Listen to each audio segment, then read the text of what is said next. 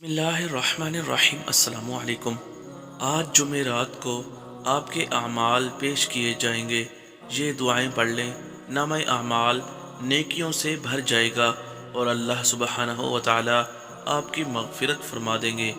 हज़रत अबू हुरैरा रज़ी अल्लाह तआला अन्हु से रिवायत है, जनाब रसूलुल्लाह सल्लल्लाहु अलैहि वसल्लम ने फरमाया, हर हफ्ते में 2 मरतबा पीर और जुमेरात के दिन लोगों के अमाल पेश किए जाते हैं तो हर मोमिन बंदे की मग़फ़िरत कर दी जाती है, सिवाय उस बंदे के जो अपने और अपने मोमिन भाई के दरमियान कीना रखता हो।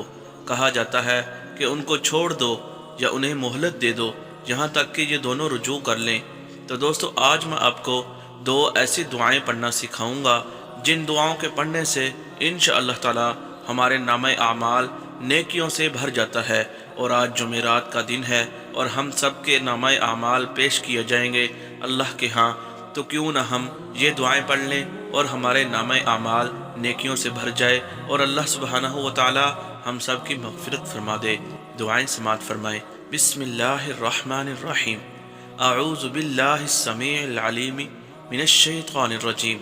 3 बार ये दुआ पढ़कर सूरतुल हशर की आखिरी 3 आयतें पढ़ें। इस दुआ को पढ़ने की इतनी फजीलत हदीस पाक में आई है कि अगर कोई शख्स 3 मरतबा पढ़कर सूरतुल हशर की आखिरी 3 आयतें पढ़े तो उस बंदे के लिए सुबह से लेकर शाम तक 70,000 फरिश्ते इस्तिग़फ़ार करते रहते हैं। अगर वो बंदा उसी दिन फौत हो गया तो अल्लाह पाक उसको जन्नत में दाखिल फरमाएंगे। और दूसरी दुआ समात फरमाएं, जज़ल्लाहु अन्ना मुहम्मदन सल्लल्लाहु अलैहि वसल्लम बिमा हुआ अहलुहु।